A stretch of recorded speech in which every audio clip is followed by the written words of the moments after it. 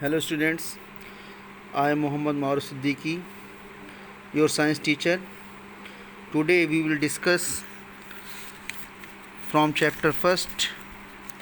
The name of chapter first is the fundamental unit of life.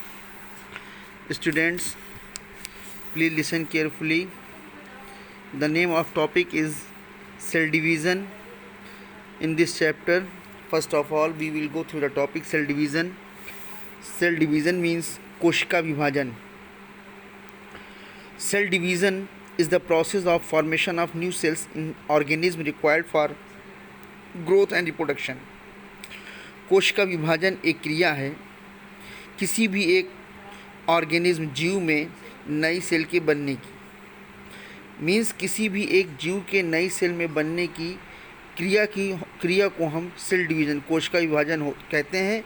और इसकी आवश्यकता होती है ग्रोथ एंड रिप्रोडक्शन वृद्धि और जनन के लिए.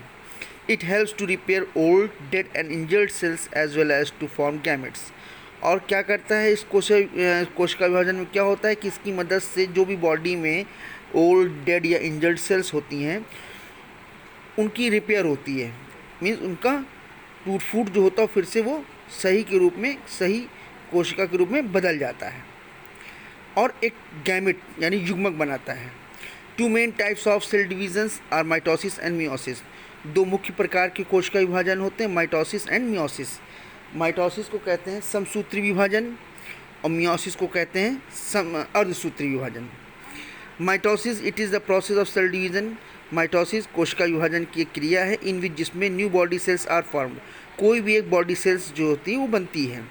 ड्यूरिंग माइटोसिस, इस माइटोसिस यानी समसूत्री क्रिया के दौरान a mother cell is split to form two identical daughter cells. एक मदर सेल जो होती है ये टूट करके दो डॉटर सेल में कन्वर्ट होती है और जिसमें same number of chromosomes as in itself. यानी कि जो क्रोमोसोम्स की संख्या उनके मदर सेल में होती है सेम वही आपकी जो डॉटर सेल्स में जो दो कन्वर्ट हुई है उनमें भी क्रोमोसोम्स की संख्या सेम होगी. एडवांटेज क्या है? Growth and repair of tissues in organism. कि किसी भी एक ऑर्गेनिज्म में ऊतकों में जो टूट फूट होती है उस ऊतकों की टूट फूट को फिर से बना देना और उनमें वृद्धि करना. दूसरा आपका है मियोसिस अर्धसूत्री विभाजन. It is a two step process. ये वन स्टेप प्रोसेस होती है माइटोसिस.